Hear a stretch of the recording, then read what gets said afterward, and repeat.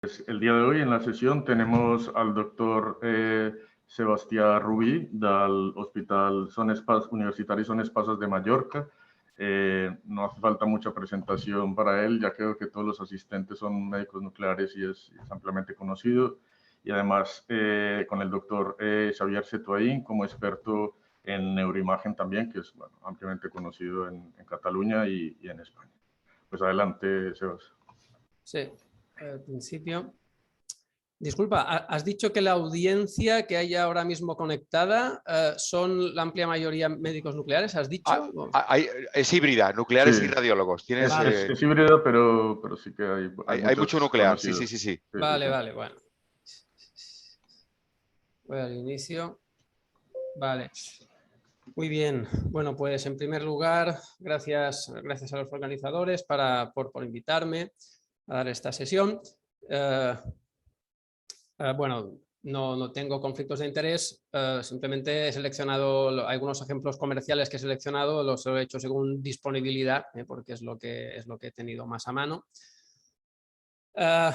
Haremos un poco este índice, ¿de acuerdo? Fundamentos de la cuantificación, luego cuantificación en imagen dopaminérgica, cuantificación en PET amiloide, cuantificación en PET con fluorodesoxiglucosa, el esquema muy general de lo que veremos. Como hay asistentes no médicos nucleares, me veré obligado a decir algunas cosas que pueden resultar obvias para los médicos nucleares. Recordar que la medicina nuclear diagnóstica... disculpad, una pregunta. ¿La parte de arriba la puedo quitar para ver el título de mi diapositiva? Esta franja de arriba, no sé si vosotros la veis. La vemos, no. medicina. Medicina nuclear Dani. diagnóstica, pero no sé si arriba hay. No se puede quitar en principio. ¿Pero qué dices? ¿El título o la barra del zoom? No, una barra que pone desactivar audio, detener vídeo. Esto es el zoom, la puedes mover de sitio donde te vaya mejor. Sí. La puedes arrastrar. Sí, pues tengo que esconderla. No se puede esconder del todo. No. Sí. Vale, a ver, pone ocultar panel de vídeo, controles de reunión flotantes. Puede ser ocultar. Sí, esto, ocúltalo. Vale, gracias, perdón, es que no me había dado cuenta antes. Bueno, la medicina nuclear diagnóstica, detectamos la radiactividad procedente del interior del paciente mediante una cámara externa capaz de formar una imagen. Si el radiofármaco que inyectamos es un emisor, está marcado con un emisor gamma, utilizamos una gamma cámara con la que haremos SPECT en el caso de neuro.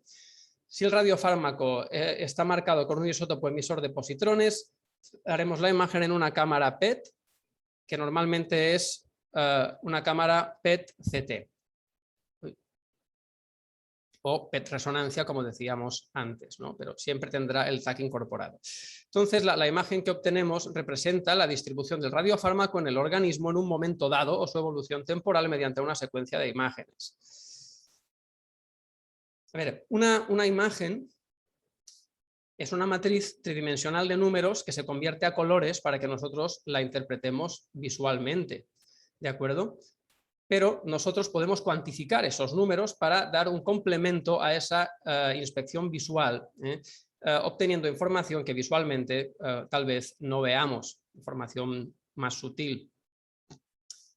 La ventaja de los métodos de imagen nuclear, imagen molecular, es que a pesar de que, como sabéis, tienen una resolución muy inferior a las técnicas más anatómicas, muestran una sensibilidad para la detección de procesos moleculares del orden de son técnicas capaces de detectar procesos que suceden a concentraciones del orden de picomoles por litro, de acuerdo, muy inferiores a las de otras técnicas. Por tanto, esta gran sensibilidad da mucho interés a la cuantificación en este ámbito. Y cuando inyectamos un radiotrazador, además, como su nombre indica, las concentraciones son mínimas las que inyectamos y no interferimos en el proceso biológico que estamos estudiando.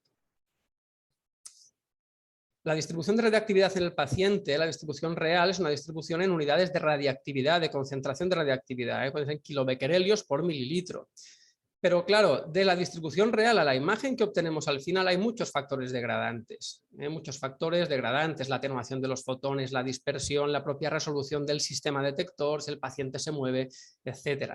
De modo que esa distribución medida, que la tenemos en cuentas recibidas en la máquina, en el detector, idealmente tenemos que poder convertirla de nuevo a estas unidades absolutas de radiactividad mediante toda una serie de correcciones que se aplican más o menos rutinariamente en la práctica y mediante finalmente un factor de calibración geométrico global que nos pase de cuentas a kilobecquerelios. Esto en PET está siempre de rutina, en PET se trabaja en estas unidades, en SPECT no siempre, tradicionalmente no, y últimamente de cada vez estos factores de calibración y estas correcciones están más implementadas.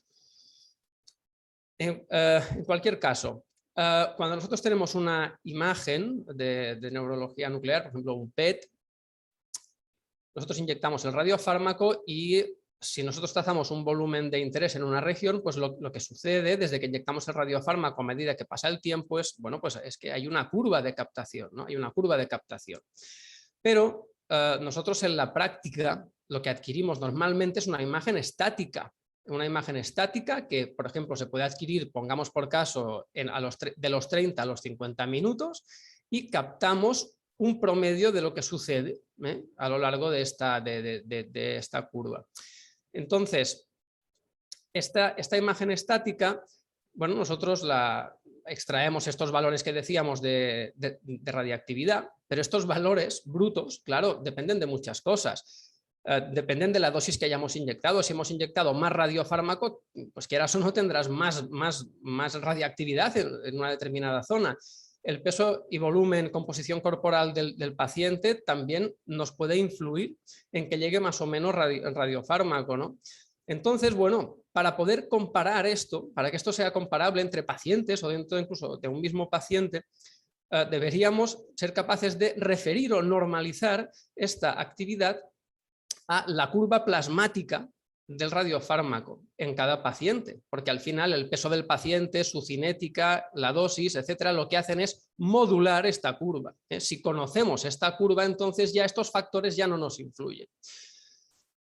Si no tenemos esta curva de lo que sucede en la sangre, podemos hacer medidas como el valor estandarizado de captación, que se utiliza más fuera de la neuro, en oncología y tal, pero es una medida que se normaliza la dosis inyectada, el peso del paciente, pero a ver, tiene muchas limitaciones, ¿de acuerdo? Y veremos que apenas hablaremos de ella en neuro. Entonces, idealmente, ¿qué tendríamos que hacer para solucionar esto? Pues idealmente una adquisición dinámica, ¿no? No una adquisición estática, sino dinámica. Es decir, como un cine, aquí lo vemos en este vídeo, ¿eh?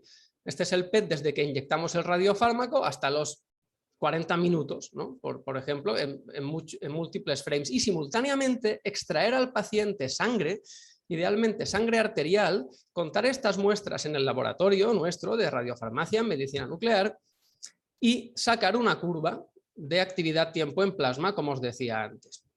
A veces esta curva de actividad-tiempo se puede sacar de la propia imagen, porque a veces en la imagen tenemos los vasos sanguíneos y podemos dibujarlos y sacar la actividad.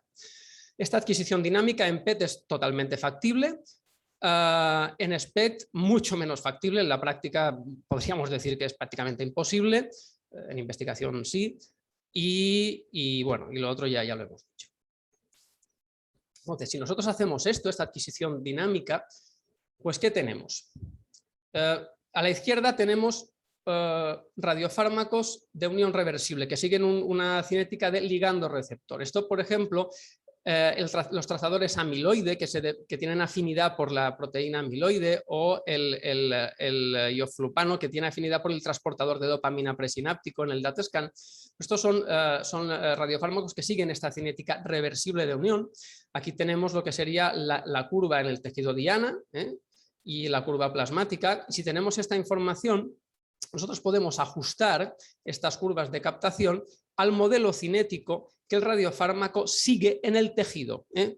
Esto no es el modelo cinético sistémico, es el modelo cinético que sigue en el tejido diana. Y nos dice que en la región de interés del PET, en realidad, aunque nosotros vemos una sola cosa, tenemos dos compartimentos. Uno de unión no específica o de radiofármaco libre y otra parte de radiofármaco que está unido, pero claro, hay radiofármaco unido y otro que está por ahí, pero que no está unido. Entonces son estos dos compartimentos. Entonces, conociendo este modelo, un modelo matemático, y ajustando estas curvas al modelo, podemos obtener parámetros cinéticos locales, como por ejemplo el binding potential, o el volumen de distribución, que básicamente, conceptualmente, vienen a ser ratios entre la captación en el compartimento específico versus en el compartimento no específico o versus el plasma.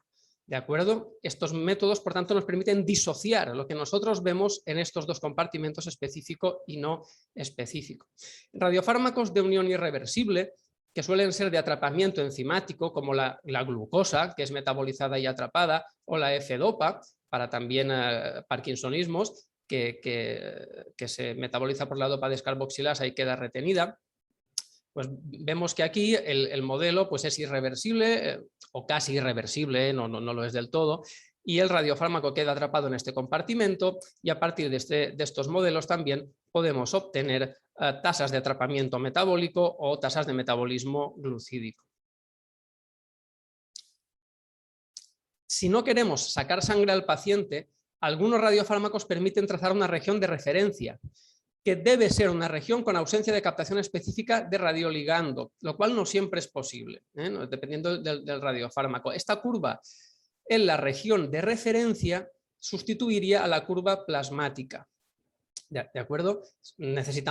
Seguimos necesitando adquisición dinámica de la imagen. Vemos, por ejemplo, en el PET-amiloide, pues la materia gris del cerebelo es una zona donde no hay depósito amiloide en la enfermedad de Alzheimer y se puede utilizar como región de referencia, ¿no? O, por ejemplo, el córtex occipital en la imagen dopaminérgica, pues no hay captación específica del radiofármaco, ¿eh? Tenemos estas curvas y también podemos sacar más o menos esos mismos parámetros farmacocinéticos, y nos simplificamos un poco la vida con esta región de referencia. Pero bueno, hemos dicho que en la práctica sacamos imágenes estáticas, y esto sigue siendo así en la amplia mayoría de casos. Entonces, fijaos, si estas dos curvas de aquí abajo son la curva en la región diana y en la región de referencia, nosotros adquirimos la imagen, pues por ejemplo, en esta franja. Y fijaos ¿qué sucede? A partir de un cierto momento se llega a una situación en la que la relación entre la región diana y la región de referencia se mantiene constante. Vemos que ambas siguen disminuyendo en este ejemplo, pero su relación se mantiene muy constante. La relación es esta curva de aquí arriba. Es lo que se llama un pseudoestado de equilibrio. Es como si hubieran llegado a un equilibrio, pero bueno, es un equilibrio falso, pero que nos puede simular lo que sería un equilibrio verdadero, lo cual es una condición para calcular los parámetros farmacocinéticos que decíamos. Esto implica que podemos calcular esta ratio en lugar de los parámetros farmacocinéticos que veíamos antes, y se ha demostrado abundantemente en la literatura que los parámetros farmacocinéticos, por ejemplo aquí el volumen de distribución, correlacionan bastante bien con estas medidas como la relación de captación cogidas en la imagen estática, ¿vale? Por tanto, basado en esto, lo que haremos en la práctica es calcular relaciones de captación sobre imágenes estáticas en el momento en que esas imágenes están en esta fase de cuasi equilibrio, ¿no? Hemos visto el ejemplo ahora en PET-amiloide. En DataScan sería lo mismo, a partir de las 3 horas se adquiere este cuasi equilibrio y es aquí donde empezamos a adquirir la imagen y donde calculamos la relación específica de captación, que sería la captación estriatal menos la captación en la región de referencia para restarle la captación no específica y dividido por la región de referencia, que sería lo mismo que decir captación específica neta dividido captación no específica, ¿no? Se demuestra en la literatura que correlaciona bien con el binding potential que decíamos antes. Y luego en el PET-dopa, pues más o menos de forma similar se calculan ratios del estriado versus la región occipital, y también correlaciona bien con las tasas de atrapamiento metabólico que decíamos antes. Y bueno, hasta aquí muy bien, hemos visto que podemos simplificar los métodos mediante estas regiones de interés en la imagen estática. Pero ahora viene, ¿cómo obtenemos estas regiones de interés? Porque esto no es un problema trivial. Y este tipo de región de interés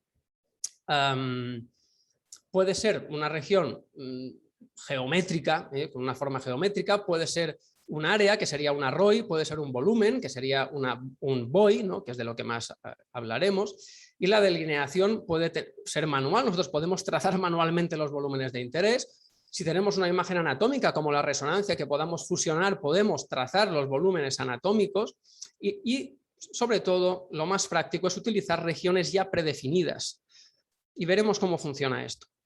Dejadme hacer un inciso aquí simplemente para recordar lo que es el registro de imágenes por software, que son las herramientas que permiten integrar la información de dos modalidades de imagen obtenidas en equipos distintos o en momentos distintos, y son básicamente los realineamientos y los corregistros. Y mediante técnicas de realineamiento pondremos, digamos, en las mismas coordenadas dos imágenes de la misma modalidad, ¿de acuerdo?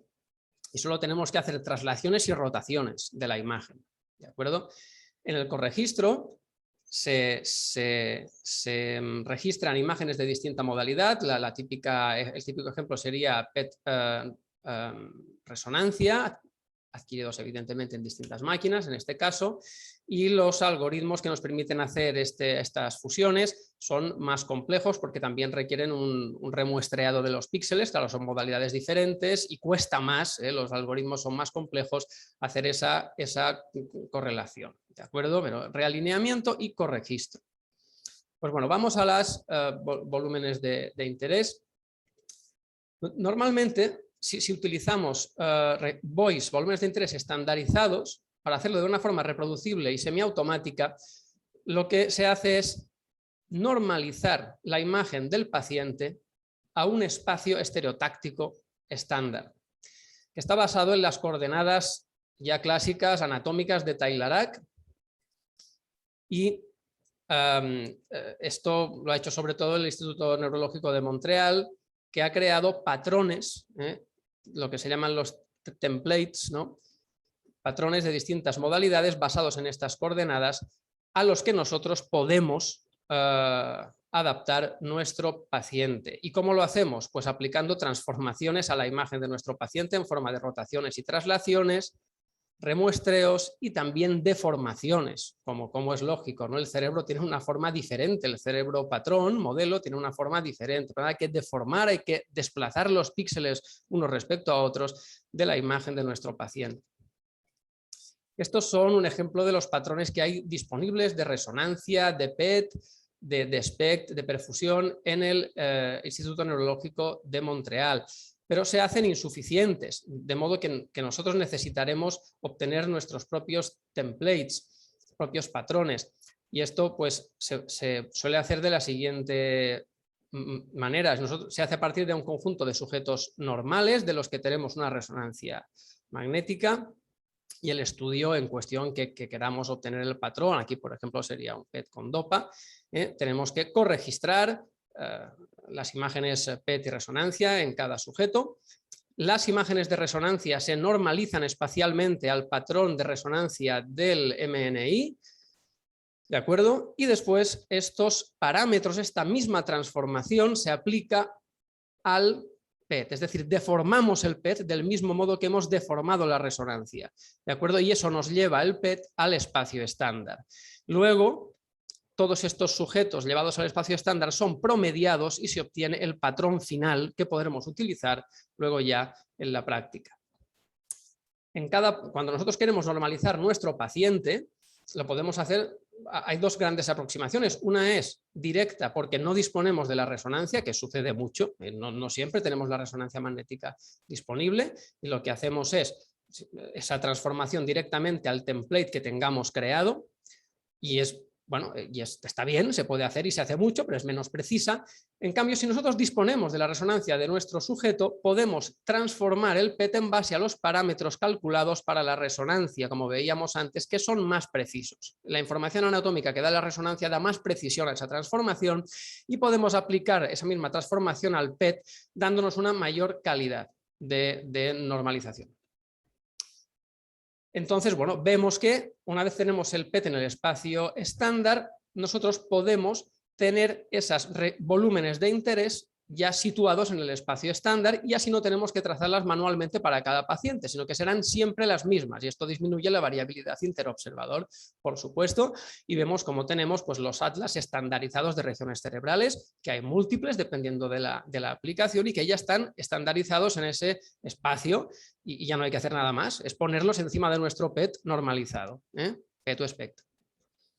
Bueno, pues dicho todo esto, que era una parte importante de la charla, vamos a ver un poquito cuantificación ahora de cosas específicas, neuroimagen dopaminérgica. En fin, esto es un recordatorio para si hay audiencia que no sea de medicina nuclear, ¿de acuerdo? En este caso hablamos del espectro transportador de dopamina, radiofármaco que asegura el transportador presináptico de dopamina y que utilizamos para diagnosticar degeneración de la vía nigroestriatal que está afectada en parkinsonismos degenerativos. Esa ratio de captación específica que veíamos que calculábamos antes en la imagen estática, que es lo que vamos a calcular, realmente depende, su valor numérico depende de muchos factores. La edad y el sexo pueden influir en que un paciente tenga más o menos ratio de captación, pero factores técnicos como el método de reconstrucción de la imagen SPECT, si aplicamos o no corrección de atenuación a nuestra imagen, todo esto puede influir en el valor numérico. Incluso el efecto de volumen parcial, que es debido a la baja resolución de los sistemas en medicina nuclear, es decir, esta es la distribución real y la distribución medida es como una mancha, ¿no? La actividad se desparrama hacia los márgenes por este efecto de falta de resolución, ¿de acuerdo? Claro, bueno, esto, según cómo coloquemos las regiones de interés, nos puede afectar a la cuantificación, desde luego, y hay formas de corregirlo, pero se aplica un poco en la práctica porque son complejas. Y desde luego lo que más nos va a influir es qué método seguimos para trazar estas buoys en el cuerpo estriado. Si tenemos una resonancia, podríamos hacerlo anatómicamente en la resonancia, aún contando con este efecto de volumen parcial, que la captación nos saldría un poquito de esos límites. Pero lo más práctico es utilizar estas buoys estandarizadas, que aquí vemos ejemplos de distintos softwares comerciales. Unos aplican buoys en el espacio estándar que tienen formas geométricas y otras formas que se ajustan más a la anatomía, dividiendo en subregiones y la región occipital de referencia. Esto, lógicamente, nos va a influir en el valor numérico que nos sale.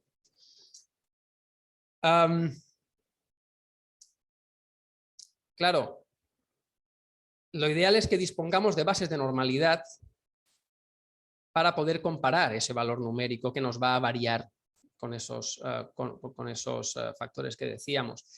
Y estas bases de normalidad existen, está la iniciativa PPMI, el ENCDAT, de acuerdo, que existen ya de hace unos años, que proporcionan bases de datos tanto de sujetos normales como de sujetos patológicos a los investigadores y sirven para crear los patrones, según el método que veíamos antes, ese conjunto de sujetos, pues se obtienen de estas bases de datos y uno puede crear su propio patrón adaptado al DataScan.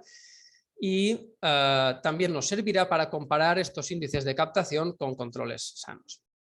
Y aquí vemos pues, el caso de una aplicación comercial que lo que hace, pues lo que obtendremos es el valor medido de la striatal binding ratio, de la SBR, que es estos valores de aquí, numéricos, pero lo que más nos va a interesar es el valor de Z-score, es decir, cómo se sitúan estos números en la distribución de sujetos normales. Este es el número que más nos va a interesar. Si esto está por encima de 2 desviaciones, por debajo de 2 desviaciones estándar, es donde más sospecharemos que esa diferencia es significativa con los normales y le podremos dar una mayor importancia. Si solo tuviéramos el número en bruto, pues poca cosa podemos decir, ¿no? Nos va a depender, pues eso, de la máquina, de la reconstrucción, de la región de interés, ¿de acuerdo? Entonces, sí que hay que tener en cuenta que si introducimos nuestras imágenes en estos softwares, nuestro método de reconstrucción y correcciones que hayamos aplicado tienen que ser los mismos que se hayan aplicado a la base de datos de normales. Esto sí que tenemos que tenerlo controlado. Hay softwares que permiten directamente introducir las proyecciones angulares que adquirimos y el propio software ya lo reconstruye según los parámetros adecuados. Esto es lo ideal. Y también los softwares, pues algunos permiten crear nuestra propia base de normales de nuestro centro, que esto es lo ideal. Siempre es lo ideal tener la base de datos propia con tu máquina, con tu método de reconstrucción, etcétera, etcétera. Bueno, un ejemplo de esta mujer de 72 años con temblor, quería descartar enfermedad de Parkinson idiopática. Vemos que a la inspección visual pues puede haber ciertas dudas de que el putamen derecho sea hipocaptante, ¿de acuerdo? Pero vemos como en las curvas de normales, que vemos que los puntitos grises son los normales y vemos que están ajustados por edad, porque con la edad va disminuyendo la captación estriatal, y vemos como nuestro paciente, el puntito rojo, tanto en estriado derecho como izquierdo, como en putamen derecho como izquierdo, se sitúa muy correctamente dentro de la normalidad. Y eso nos ayuda, nos da confianza a decir que este DAT scan probablemente, a pesar de todo, es normal. La mujer de 74 años, con un deterioro cognitivo, enolismo y signos parkinsonianos, vemos un aumento importante de la captación de fondo extraestriatal, captación no específica, pero la captación estriatal, sus límites parecen bastante preservados. Entonces, bueno, aquí la cuantificación nos dice que, bueno, al menos en el lado derecho estamos por debajo de 2 desviaciones estándar, en el lado izquierdo justito en el límite, y bueno, esto nos da más fuerza para decir que, como mínimo, aquí vemos una menor captación específica. La causa, evidentemente, no nos lo da. Hay múltiples causas y el médico tiene que interpretarlas y correlacionarlas con otras técnicas de imagen, con la clínica, etcétera, ¿de acuerdo? Pero esto nos refuerza nuestra impresión visual. Aparte del SBR, hay otros índices de captación que se pueden aplicar. Índices de asimetría, siguiendo un poco esta expresión típica de los índices de asimetría entre derecha e izquierda, o índices que relacionan la captación de putamen con el caudado, ese gradiente, esa diferencia entre putamen y caudado que nos puede ayudar a ver si hay una disminución incipiente en el putamen, etcétera, ¿no? Entonces, fijémonos este caso. En este caso, pues visualmente vemos una cierta asimetría, no sabemos si es muy significativa. Vemos que el valor de SBR de captación es normal en ambos estriados de forma absoluta, pero vemos como la asimetría entre ambos es significativa. Está muy significativamente por encima de las 2 desviaciones estándar de la asimetría en sujetos normales. Por tanto, esto nos refuerza que efectivamente hay una asimetría. ¿Qué sucede? Que esta asimetría es debida a un tema de microangiopatía, de acuerdo, en este paciente que no tiene un parkinsonismo degenerativo, y eso tenemos que mirarlo nosotros como médicos, ¿de acuerdo? No nos lo dirá el software. ¿De acuerdo? Y luego también permite hacer controles evolutivos. Varón de 76 años, cuadro rígido acinético asimétrico, se sospecha enfermedad de Parkinson. En julio de 2020, hallazgos no del todo normales, pero dudosos. Más de un año después, visualmente ya vemos que algo ha cambiado y la cuantificación nos refuerza que ha habido una disminución del índice de captación muy clara, incluso en el lado derecho, sobrepasando ya pues ese límite de 2 desviaciones estándar. El cuadradito es el estudio inicial, el circulito es el estudio actual. Por tanto, estos métodos nos permiten una valoración más precisa y reproducible, inter e intraobservador, y en la clínica nos puede aumentar el rendimiento diagnóstico siempre como soporte al análisis visual. Casos dudosos, disminuciones difusas y bilaterales, pequeñas diferencias en controles evolutivos que visualmente nos cuesta de ver, y hay distintos índices que nos aportan información complementaria. Su uso está refrendado en guías recientes donde dicen que, bueno, que estos análisis semicuantitativos, que son semicuantitativos, pues pueden ayudar a la interpretación visual. Vamos a los trazadores amiloide.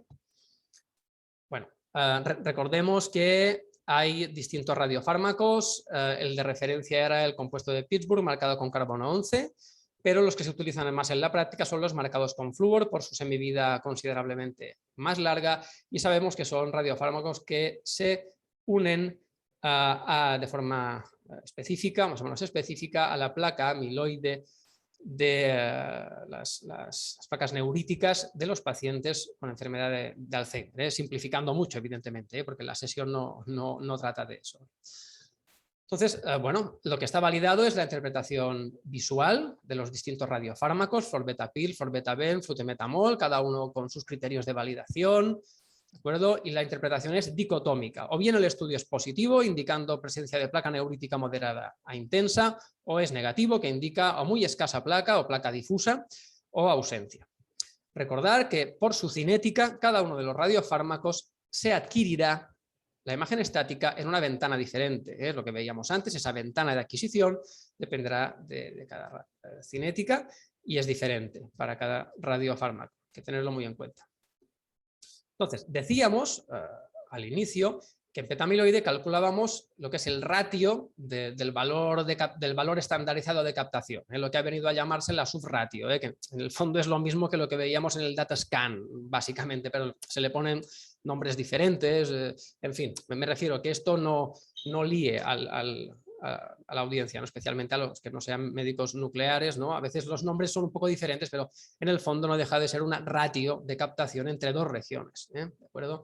Entonces, en el caso de petamiloide, se hace una ratio de, en el numerador, un volumen de interés compuesto, unificado, de las regiones en las que a priori sabemos que se acumula más el amiloide, frontal, cingulado, parietal, temporal, ¿de acuerdo? Es una BOI que se hace promedio. Y en el denominador la región de referencia, ¿de acuerdo? Que decíamos que idealmente era en la materia gris del cerebelo, ¿vale? Pero en realidad vemos cómo en la práctica se están utilizando y se han investigado otras regiones de referencia como el cerebelo completo, la protuberancia o la sustancia blanca. Fijaos que el petamiloide tiene captación fisiológica en sustancia blanca. Veis, por ejemplo, aquí en este ejemplo, un estudio negativo. Fisiológicamente todo esto es captación en sustancia blanca por un mecanismo no específico.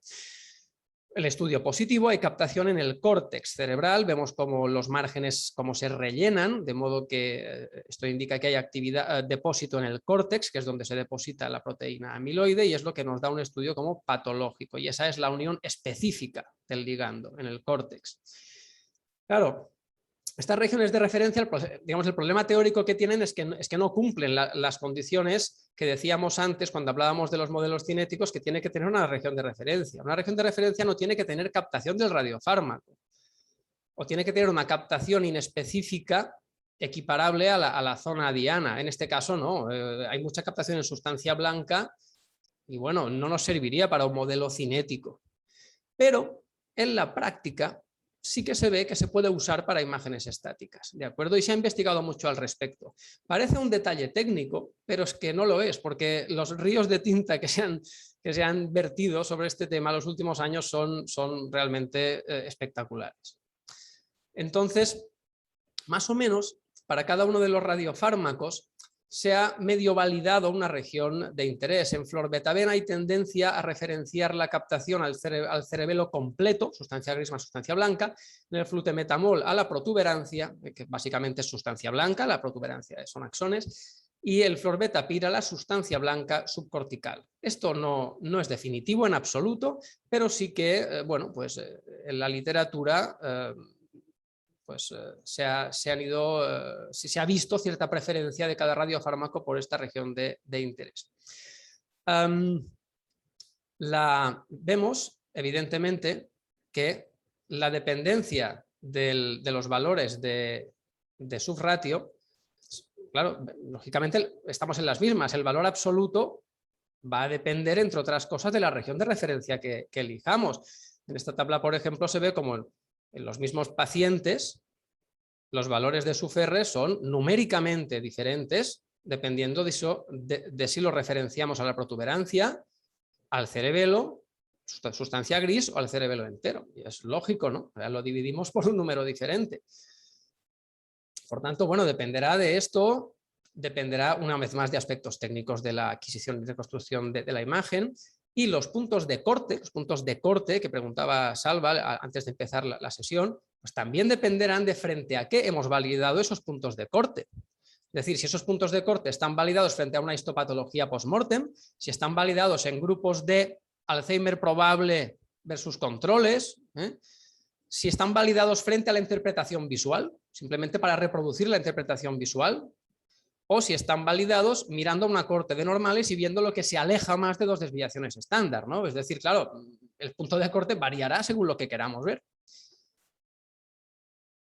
Entonces, otro, digamos, endpoint, otro punto de interés para definir, para ver cuál es la utilidad del subratio, es para el seguimiento longitudinal. Y precisamente estas regiones que mencionábamos, lo que se ha demostrado en la literatura es que pueden mejorar la estabilidad en el seguimiento longitudinal de un paciente para ver si se va acumulando placa amiloide, pequeños aumentos de acumulación de amiloide, que la región de interés teórica en sustancia gris cerebelosa no lo detecta tan bien.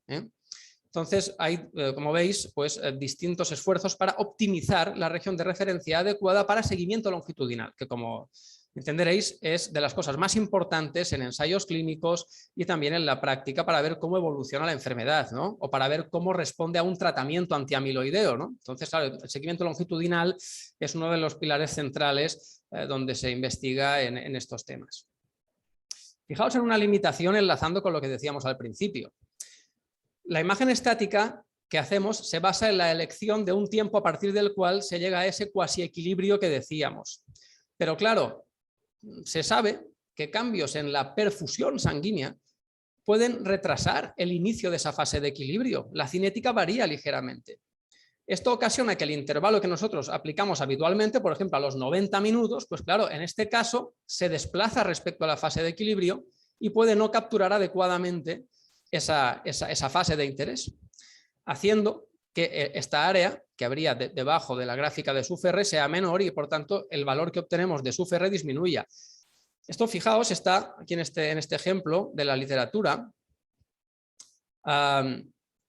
El seguimiento evolutivo a dos puntos temporales, entre 2 y 4 años de diferencia de una corte de pacientes de Alzheimer sin terapia, dejados a su libre evolución, vemos cómo haciendo adquisición PET dinámica y aplicando el modelo farmacocinético que veíamos al principio y calculando el binding potential, esa medida farmacocinética, vemos cómo los pacientes se mantienen más o menos estables en su acúmulo de amiloide. Pero si utilizamos la imagen estática cogida en esa ventana, vemos cómo hay una disminución del subratio que es contraintuitiva. Estos pacientes con Alzheimer no tienen que disminuir su carga amiloide, no tiene sentido biológico esto. Pues esto se vio que era pues, por este efecto de que con los años en los pacientes sí que disminuye la perfusión cerebral, que además es algo que también sucede en la enfermedad de Alzheimer. Por tanto, recordemos, la perfusión en el modelo farmacocinético viene dada sobre todo por estas dos constantes de intercambio entre el plasma y el compartimento no específico. Pero el binding potential se calcula a partir de las constantes entre compartimento específico y no específico. Las constantes de la perfusión no influyen en su cálculo. Entonces, el binding potential está libre de efectos de la perfusión. En cambio, el SUFR no está libre de efectos de la perfusión, por lo que hemos dicho. ¿De acuerdo? Por tanto, hay autores que insisten en que para según qué aplicaciones de investigación hay que utilizar los modelos farmacocinéticos con región de referencia, no hace falta hacer extracciones de sangre, pero al menos con modelo de referencia, y no hay que utilizar el subratio. Bueno.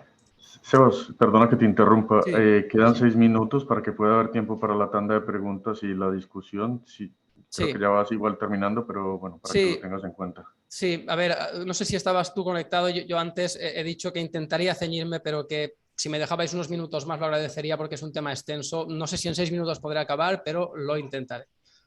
Vale, merci. No sé que sean 10, pero bueno. Vale. Entonces,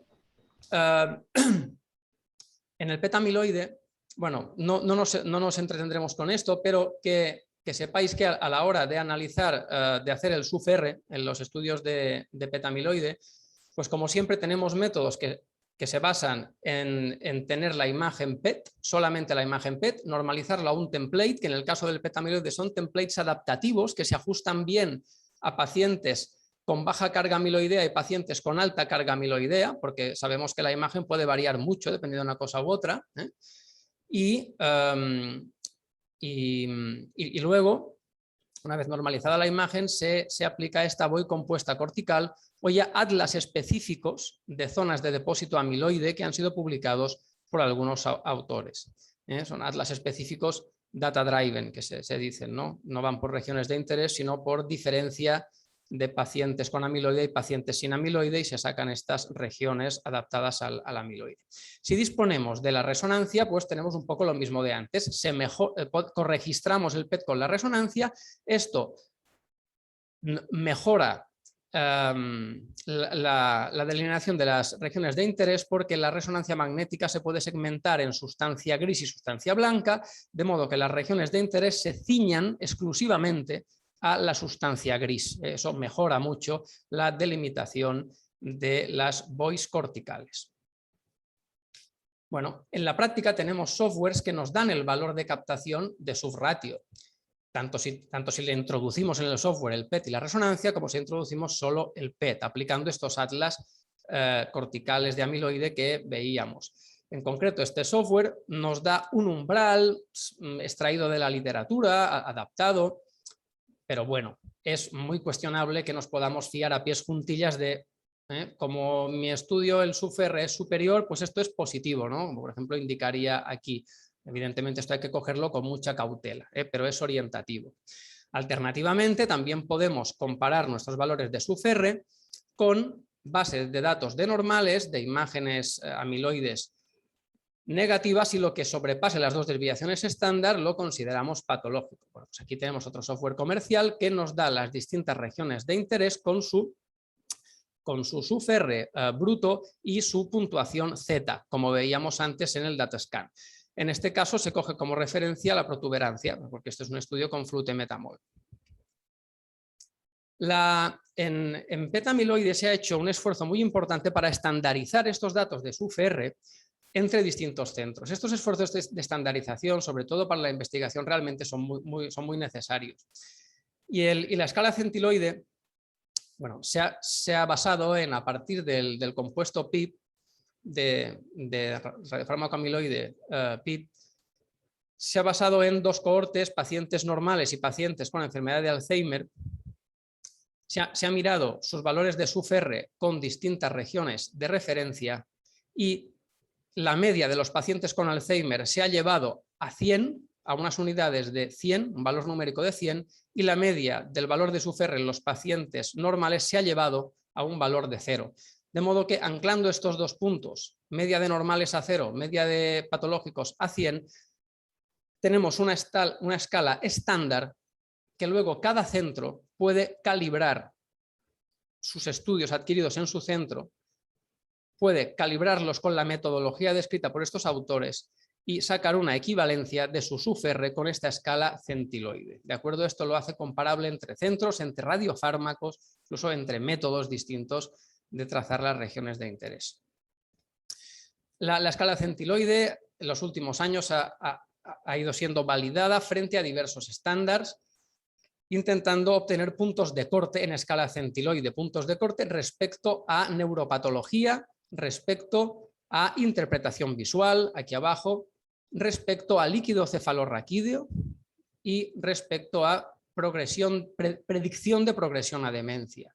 ¿De acuerdo? Frente a todos estos estándares se están sacando puntos de corte que teóricamente serían válidos para todos los centros. Por tanto, consideraciones del PET amiloide. También tenemos que tener en cuenta efectos de volumen parcial. El córtex es una estructura fina, no se corrige habitualmente en la práctica. Esto puede infraestimar las zonas de atrofia. Siempre tenemos que comparar con las imágenes resonancia o TAC del paciente, donde podemos ver esta atrofia, por ejemplo. Siempre hay que verificar el correcto posicionamiento de los volúmenes de interés, es fundamental, lo tenemos que ver visualmente, utilicemos el software que utilicemos. Y si tenemos positividad visualmente solo en una región, que esto se puede dar en algunos pacientes, entonces el SUF promedio en todo el córtex, claro, puede infraestimar y puede darnos un valor normal cuando realmente hay depósito en una sola región, ¿no? Pues estas cosas tenemos que tenerlas muy en cuenta. El estado actual, amplio uso en investigación. Yo creo que en la clínica no puede considerarse validado, pero fijaos como en flutemetamol, en la ficha técnica ya mencionan la posibilidad de ayudarse con métodos de cuantificación con marcado CE. PET con FDG. Bueno, el PET con fluorodesoxiglucosa sobre todo irá destinado a detectar áreas de hipometabolismo, sobre todo. en trastornos neurodegenerativos, demencias, parkinsonismos, donde buscaremos patrones de hipocaptación o focos de hipocaptación en el caso de la valoración prequirúrgica de la epilepsia focal refractaria. Recordad esto, necesitamos el valor que sacamos de la imagen estática en unidades de captación para que sea comparable. De algún modo tenemos que referenciarlo a algo, y en PET con FDG no existe una región de referencia ideal, todo el encéfalo consume glucosa, no tenemos esa región libre de captación específica, no existe, y para modelización cinética no se puede utilizar. Pero hay que normalizar algo, es lo que se llama la normalización en intensidad, y hay que elegir una región de referencia que al menos debe ser estable en el tiempo y no tiene que ser afectada por la patología a estudio. Se normaliza a cerebelo, a protuberancia, a tálamo, a veces a captaciones medias globales del cerebro o a factores de normalización por otros métodos que también se basan en la captación en distintas áreas cerebrales. Aquí tenemos lo que sería un análisis basado en atlas estandarizado de regiones de interés, ¿de acuerdo? Tras normalizar nuestro PET al espacio estándar, lo de siempre, lo que ya hemos dicho, y tras normalizarlo en intensidad, ¿de acuerdo? Y vemos cómo este software nos da los valores de diferencia de captación frente a una base de normales para distintas regiones de interés y nos da también la asimetría, un índice de asimetría derecha-izquierda. Y todo ello frente a esta base de normales ajustada por la edad, como vemos en esta gráfica. Esta es una aproximación, análisis por Boyce. Sin embargo, el análisis por regiones de interés en PET-FDG implica una hipótesis previa sobre qué áreas estarán afectadas en esa patología, para poder decir qué regiones de interés nos interesan o para poder elegir el atlas, porque hay distintos atlas, ¿no? Y luego, claro, si hay zonas muy pequeñas de hipocaptación y nosotros hacemos un análisis por región de interés, claro, en una región de interés se promedia todo lo que hay en esa región y eso nos puede bajar la media y hacer que no veamos un pequeño foco, ¿no? Entonces estas limitaciones se solucionan o se pretenden solucionar con el análisis basado en voxeles. En el análisis basado en voxeles, básicamente el PET evidentemente tiene que normalizarse espacialmente, también en intensidad, se aplican también suavizados al final y se llevan el espacio estereotáctico estándar. Iremos deprisa en esta parte. ¿Y en qué consiste? Pues consiste en detectar diferencias estadísticamente significativas voxel a voxel entre la imagen del paciente y el promedio de un grupo control de sujetos sanos. Para cada voxel se hace por ejemplo, un t-test de comparación de valores, en este caso solo entre un sujeto por una parte y un grupo de sujetos por otro, y dependiendo del umbral que nosotros seleccionemos, del umbral de significación, podremos obtener una imagen más permisiva o una imagen más restrictiva, como vemos aquí, de los voxeles significativos en rojo frente a la imagen PET normal, los voxeles significativos están en rojo, y en este caso nos muestra, es una imagen paramétrica que nos muestra estos voxeles estadísticamente significativos. Este es un ejemplo del software PET Analysis, donde vemos que nosotros podemos prefijar el nivel de significación y podemos prefijar el número mínimo de voxeles juntos que exigimos para que nos los muestre como significativos, lo que se llama el tamaño del clúster, ¿no? Si es un voxel aislado, seguramente será un artefacto, ¿no? Si son 200 voxeles juntos, probablemente, 200 voxeles juntos significativos, probablemente eso tendrá una significación clínica, ¿no? Y esto nos muestra los voxeles, en este caso, hipometabólicos. Bueno, esto es un ejemplo de valoración prequirúrgica de epilepsia con una resonancia magnética normal, donde en el PET visual nos cuesta mucho ver una zona de hipometabolismo, pero el análisis de voxeles con un umbral más restrictivo en verde y con un umbral más permisivo en rojo nos muestra cómo probablemente el foco epileptógeno está en esta zona temporal y temporal hacia posterior. Esto coincidió con la lectura de los electrodos profundos que se implantaron al paciente, que detectó una zona temporal y alcanzando el gyrus angular casi en parietal, y se extirpó esa zona epileptógena y el paciente quedó libre de crisis. vemos que aparte de hipometabolismos podemos indicar al software que nos indique los voxeles significativamente hipermetabólicos, ¿de acuerdo? Y esto puede ser útil en una aplicación reciente, que recientemente pues, se ha hablado más de ella, en encefalitis autoinmunes, ¿de acuerdo? Donde en la fase aguda podemos ver hipermetabolismos, ¿de acuerdo? O también hipometabolismos en fases más subagudas, ¿eh? En este caso es un hipometabolismo en fase subaguda en una encefalitis límbica, hipometabolismo de hipocampo, que se detecta bien por análisis de voxel y visualmente pues también, pero no tanto. Y aquí tenemos un hipermetabolismo amigdalar en la amígdala, ¿de acuerdo? Justo por delante del hipocampo, que es una cosa que cuesta mucho de ver, y vemos como si visualmente ya lo sospechamos, el análisis por voxel nos detecta ese hipermetabolismo en la amígdala, en una encefalitis límbica seronegativa, en este caso, que tras tratamiento mejora y vemos cómo la amígdala se normaliza al cabo de varios meses.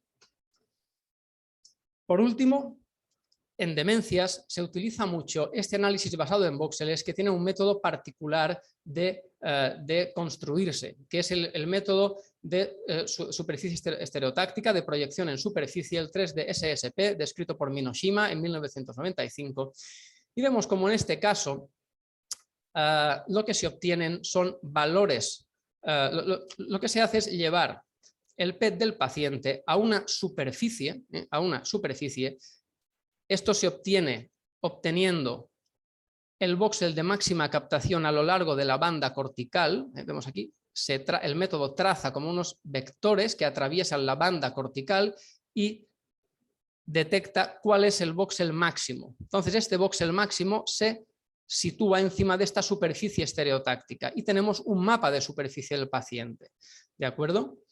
Estos mapas de superficie del paciente se pueden luego comparar voxel a voxel con estos voxeles de superficie, con la base de controles sanos y obtener los mapas de Z-score en superficie. ¿De acuerdo? Este tipo de técnica es especialmente útil en demencias porque nos permite en un solo golpe de vista detectar un patrón de captación u otro. ¿De acuerdo? Los típicos patrones, por ejemplo, en la enfermedad de Alzheimer, parietotemporal, demencia frontotemporal, en parálisis supranuclear progresiva, para mí es especialmente útil este hipermetabolismo en región premotora, que muchas veces en los cortes tomográficos uno no lo alcanza a situar bien, y he tenido muchos casos donde esto ha sido decisivo para hacer este diagnóstico que después se ha confirmado. E incluso esclerosis de hipocampo asociadas a la edad, que es un diagnóstico diferencial importante de la enfermedad de Alzheimer, pues fijaos cómo este hipometabolismo hipocámpico es bien detectado. Hipometabolismos simétricos, también los análisis voxel a voxel nos lo facilitan porque visualmente son difíciles de ver, pero con comparación con base de controles de sanos se pone de manifiesto. Recordad simplemente que la región de referencia que elijamos nos puede influir en los resultados. Vemos aquí un estudio normalizado a cerebro global o normalizado a cerebelo. Vemos cómo los mapas varían ligeramente, ¿de acuerdo? Esto hay que tenerlo en cuenta. Y es importante hacerlo siempre de la misma manera. Este mapa que comentábamos al principio, siempre tenemos que interpretar visualmente las imágenes, mirar después la cuantificación y después comprobar si en nuestras imágenes brutas vemos lo que la cuantificación nos indica. El uso del PTFDG, el uso de métodos semiautomáticos en PTFDG en demencias ha sido refrendado en este consenso reciente. Hay un acuerdo en que aumentan la especificidad, es útil especialmente para interpretadores no expertos y mejoran la estandarización en seguimiento longitudinal. La EANM también habla en sus guías clínicas de la cuantificación y simplemente esta es la última diapositiva y ya resumiendo. Sabemos que en general de todo lo que hemos dicho tenemos múltiples opciones de software, algunos vienen con marcado CE para validación de uso clínico, estos suelen incorporar una conexión a PACS que es muy necesaria para la práctica diaria, si no tenemos esta conexión puede ser muy engorroso, por tanto yo creo que siempre hay que exigirlo, siempre hay que exigir esa conexión directa al servidor de imágenes. Hay otros softwares que están más destinados a investigación. Y cada uno varía en las bases de datos de normales, en el tipo de análisis que efectúa, en el atlas que aplica. Y es importante conocer el funcionamiento del método que usamos. Estos principios que hemos visto en esta sesión, yo creo que es importante conocerlos, sobre todo del software que uno utiliza, porque uno tiene que poder criticar lo que el software le da. Tiene que poder ser crítico. Importante hacerlo todo siempre de la misma manera en cada centro y, por supuesto, es deseable una estandarización entre centros, como la iniciativa centiloide que os comentaba del PET amiloide. Bueno, este artículo os lo dejo aquí, de la REMNIM, donde se revisaba los distintos softwares para PET-FDG en este caso. Y unos agradecimientos a varios compañeros que me han cedido imágenes y esquemas y que me han ayudado para hacer estas diapositivas. Muchas gracias y disculpad el retraso, pero había avisado que me podía retrasar un poquito. Gracias. Vale, muchas gracias, Sebastián, por la presentación, que es un tema muy extenso, como has dicho, y muy complejo, pero nos has logrado ilustrar de una manera bastante clara. No sé si Seto quiera mencionar algo antes de pasar a las preguntas. No, la verdad es que ha sido una presentación extraordinaria, ¿no? Porque es un tema extraordinariamente complicado.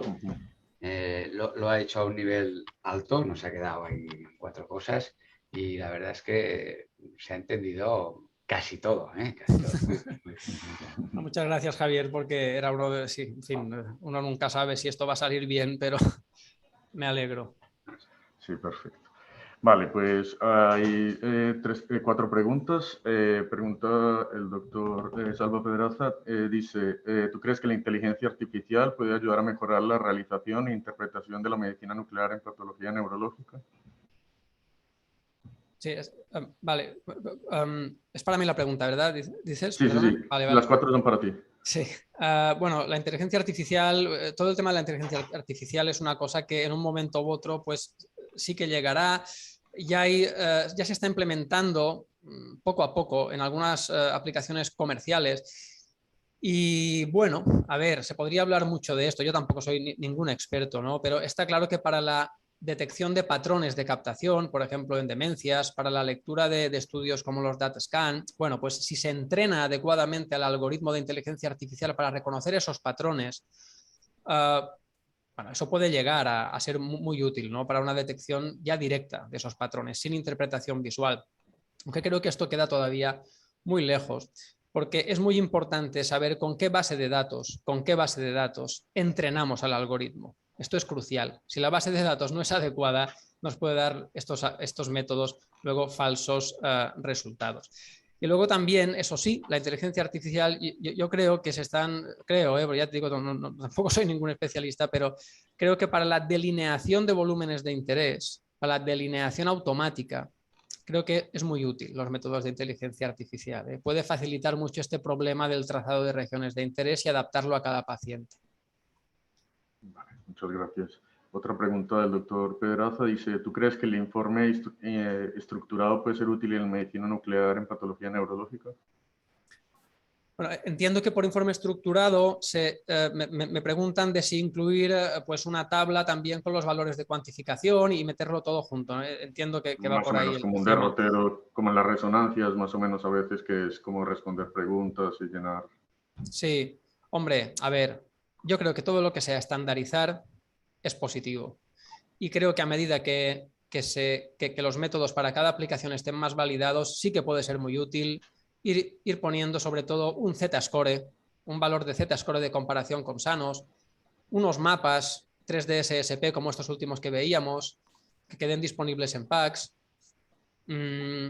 Yo creo que sí. O sea, la respuesta es sí. Un informe estandarizado, estructurado, con valores de captación, con valores de comparación con normales. Todo lo que sea estandarizar, como hemos visto, yo creo que es positivo. Vale, perfecto. Otra pregunta, quizás esta es para los dos, para el doctor Setuaini y para el doctor Rubí. Dice, en vuestra experiencia, ¿cuáles son los proyectos de investigación más activos en el momento actual en la medicina nuclear en patología neurológica? Vale. Bueno, yo creo que el doctor Setuain aquí también puede opinar mucho. Bueno, en fin, yo creo que hoy en día en enfermedad de Alzheimer y PET amiloide, en PET tau también, porque el PET de la proteína tau pues todavía no está, digamos, validado en la clínica, pero hay ya mucha investigación. Creo que los biomarcadores en Alzheimer es de lo principal que se está investigando. Se sigue con el tema de los centiloides, de las regiones de referencia en PET amiloide.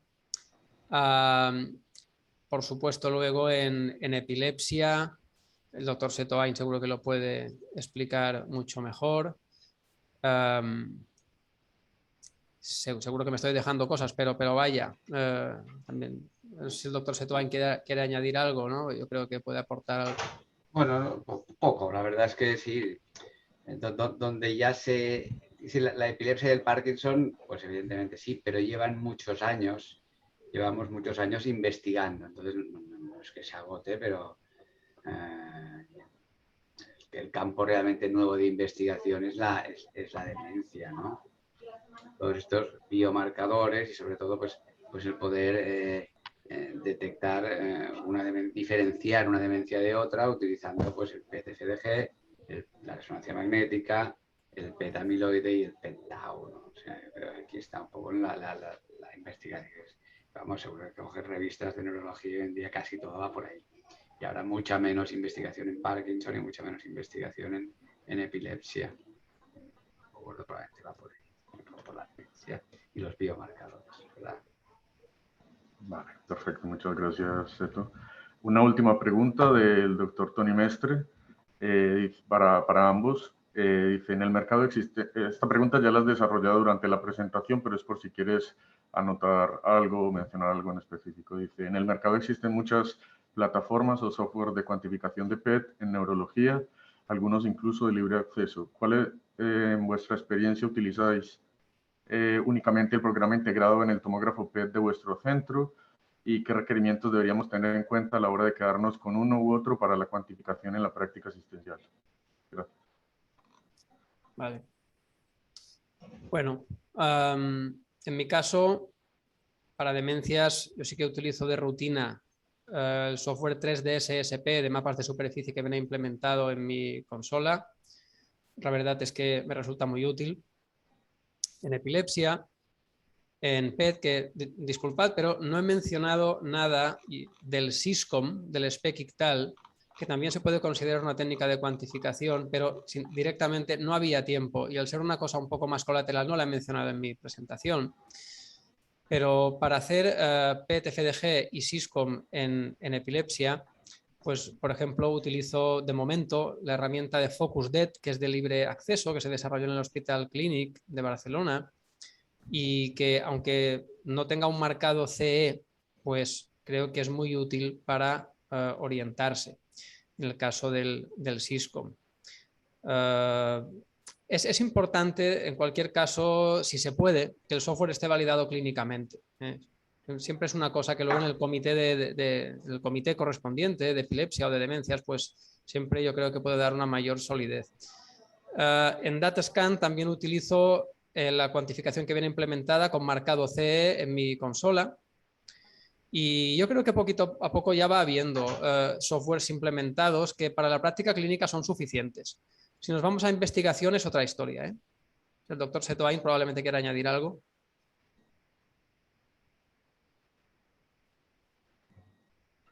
Seto, ¿nos está escuchando?